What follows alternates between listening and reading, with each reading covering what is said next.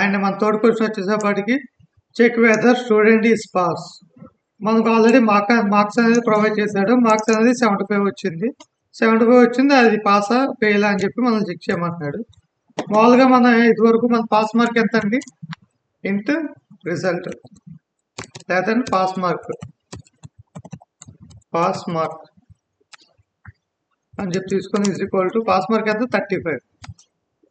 Okay, ఇది నా pass mark. ఇప్పుడు ఏంటి, నాకు మామూలుగా మార్క్స్ ఎంత వచ్చినాయి? మార్క్స్ ఈజ్ ఈక్వల్ టు 75 ఇచ్చారు. ఇప్పుడు నాకు వచ్చిన మార్క్స్ అనేది పాస్ మార్క్ అంతా పెద్దదా కాదా నేను చెక్ చేయాలి. అప్పుడు ఏంటి, దాని లాజిక్ ఎలా రాస్తాం? ఇఫ్ కండిషన్ యూజ్ చేసి నా మార్క్స్ అనేది గ్రేటర్ దాన్ పాస్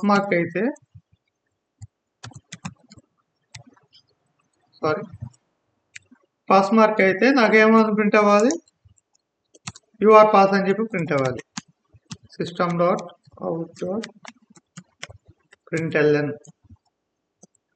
ఏం ప్రింట్ అవ్వాలండి? పాస్, లేదంటే కనుక స్టూడెంట్ పాస్,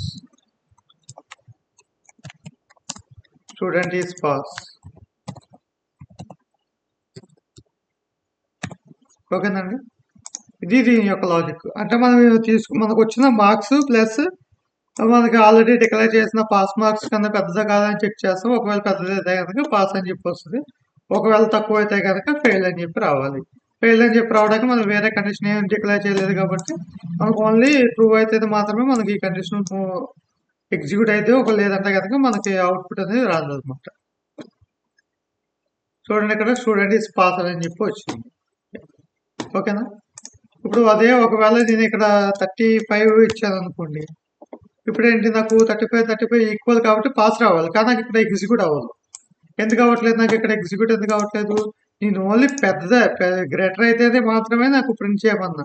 ఒకవేళ ఈక్వల్ అయినా పర్లేదు, నాకు ప్రింట్ చేయాలనుకుంటే ఈక్వల్ టు ఆపరేటర్ యూజ్ చేయాలి. అప్పుడు నాకు స్టూడెంట్ ఈజ్ పాస్ అని చెప్పి వచ్చింది.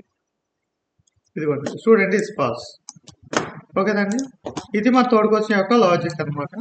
నెక్స్ట్ వీడియోలో మనం ఈక్వల్స్ లో ఉన్న 2 క్వశ్చన్స్ కూడా చూద్దాం. ఓకేనండి, థ్యాంక్ యూ.